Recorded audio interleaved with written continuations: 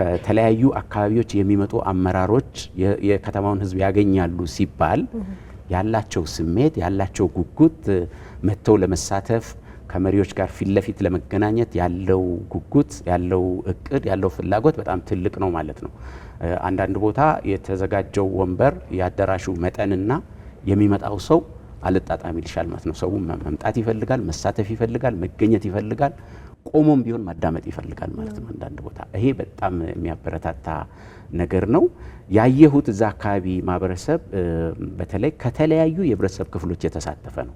ወጣቶች ነበሩ፣ ሴቶች ነበሩ፣ የሀገር ሽማግሌዎች ነበሩ፣ የሃይማኖት አባቶች ነበሩ፣ ምሁራን ነበሩ፣ የመንግስት ሰራተኞች ነበሩ። ከተለያዩ የህብረተሰብ ክፍሎች የተውጣጣ ነበረ። ከዚህ አንጻር ተሳትፎ እጅግ በጣም ተስፋ የሚሰጥ የሚያበረታታ ነበር ማለት ነው። ሁለተኛው እዛ ከመጡ በኋላ ከመድረክ ሀሳቦች ከቀረቡ በኋላ እጅ አውጥተው ለመሳተፍ ያለው ፍላጎት ማለት በቃ አንድ ሳምንትም 3 ቀንም 4 ቀንም ብናወያይ አናዳርስም ማለት ነው። በጣም ሁሉም ሰው አንደኛ የተሰሩ ስራዎችን ማድነቅ ይፈልጋል። ሁለተኛ እንዲስተካከልለት እንዲታረምለት የሚፈልገውን ነገር ማንሳት ይፈልጋል። የእውቅና ሊሰጣቸው የሚገባቸውን ነገሮች ድምጹን ከፍ አድርገው እውቅና መስጠት ይፈልጋል። እኛ ከናንተ ጋር ነን፣ ልፋታችሁን እንገነዘባለን፣ እንደ ሀገር ኢትዮጵያን ከፍ አድርጋችኋል፣ ይሄን ነገር ደግሞ ብታዩልን ደግሞ የበለጠ ጉልበት ይሆነናል የሚል ሀሳብ ያነሳል።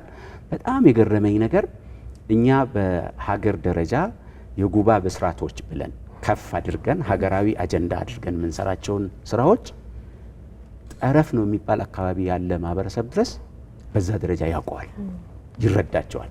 እኛ የጉባ ብስራት ብለን የወል ስም ሰጥተን የጠራነውን ነገር የህዳሴ ግድብን ጨረሳችሁልን አይደለም፣ በጣም ደስ ብሎናል፣ ፈጣሪ ይባርካችሁ። አሁን የማዳበሪያ ፋብሪካ ባለቤት ልታረጓት ነው አይደለም ኢትዮጵያን። ኢትዮጵያ ከማዳበሪያ ገዢነት ወደ ማዳበሪያ አምርቶ ተጠቃሚነት ልትሸጋገር ነው አይደለም።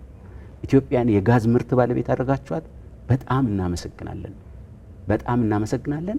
እኔም እድሜ ሰጥቶኝ ሽማግሌዎቹ እንዲህ ነው የሚሉት፣ እኔም እድሜ ሰጥቶኝ ኢትዮጵያ የብልጽግና ተምሳሌት ሆና ለማየት ያብቃኝ፣ እናንተም እድሜ ሰጥቷችሁ የበለጠ ኢትዮጵያን ከፍ ለማድረግ የሚያስችል ጉልበትና አቅም ይስጣችሁ፣ የተባለቿን የባህር በር ደግሞ እንደምንም ብላችሁ አምጡልን የሚል ስሜት ስለሆነ የበለጠ ቁጭት የበለጠ ተነሳሽነት የሚፈጥር ጉልበት የሚሆን አይነት መድረክ ነው የነበረው ማለት ነው።